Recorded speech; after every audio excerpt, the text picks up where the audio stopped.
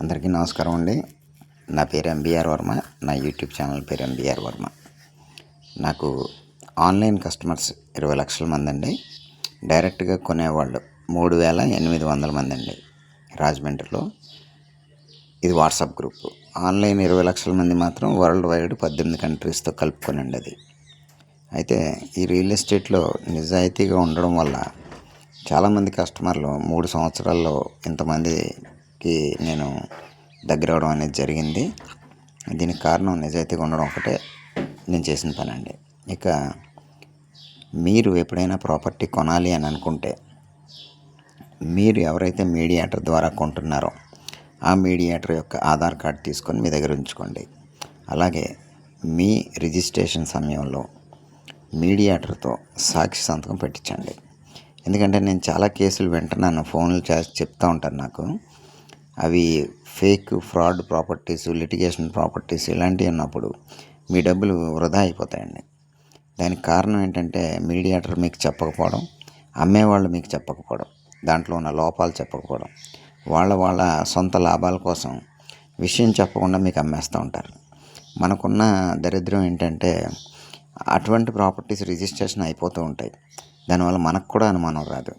అలాగే మనం లీగల్గా చూపించినా కూడా లాయర్ గారు ఏం చెప్తారంటే లింక్ అంతా కరెక్ట్గా ఉంది, కొనేసుకోండి అని చెప్తారు.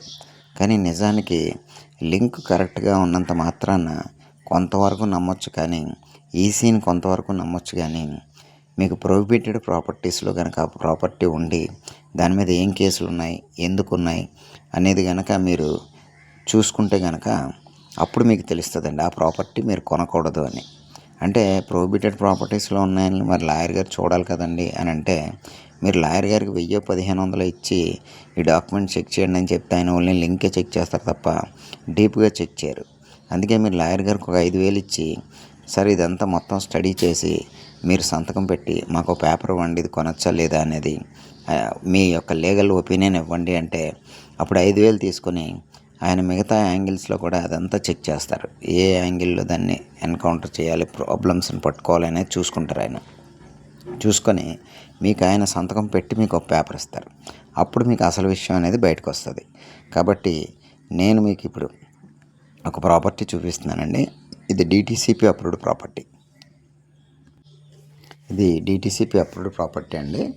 ఇది రాజమండ్రి దగ్గర ఉన్నటువంటి ధవళేశ్వరంలో ఉన్నది. వాళ్ళు 23 lakhs చెప్తున్నారు. ఇది east facing, first floor, gated community. ఇది అపార్ట్మెంట్స్ అండి. ఇవి మీరు ఇందాక హాల్ చూశారు, ఇది బెడ్రూమ్కి అటాచ్డ్ బాత్రూమ్ చూస్తున్నారు మీరు. చాలా విశాలంగా ఉంటాయండి బాత్రూమ్లు. ఇది 830 SFT 50 UDS అండి. ఇది 23 lakhs చెప్తున్నారు. విత్ కబోర్డ్స్తో ఉంది. ఇది అంటే 2 బెడ్రూమ్లు, hall, dining hall, kitchen, balcony ఉన్నాయండి దీంట్లో. ఇది 2012 కన్స్ట్రక్షను. ఇది డైనింగ్ హాల్ అండి మీరు చూపిస్తుంది. ఇదేమో టీవీ యూనిట్ మీరు చూస్తున్నది. అదేవిధంగా ఇందాక ఒక బెడ్రూమ్ చూశారు, ఇది 2వ బెడ్రూమ్ అండి. దీనికి అటాచ్డ్ బాత్రూమ్ లేదు. ఈ అటాచ్డ్ బాత్రూమ్ వచ్చేసి బయట సెపరేట్గా ఇచ్చారు. ఇదంతా ఈ 2వ బెడ్రూమ్లో ఉన్నటువంటి కబోర్డ్స్ అండి ఇవన్నీ కూడా. ఇక ఆపోజిట్లో ఉన్నది మీకు కిచెన్. అంటే లెఫ్ట్లోనేమో డైనింగ్, రైట్లోనేమో హాలు ఉన్నాయి. అదేవిధంగా పూజ గది చిన్నది వాస్తు ప్రకారం. ఇదంతా కిచెన్ ప్లాట్ఫాము, కబోర్డ్స్ మీరు చూస్తున్నారు.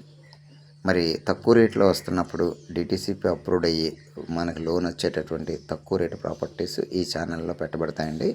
ఈ ఛానల్ సబ్స్క్రైబ్ చేసుకోండి, నాకు కాల్ చేయండి.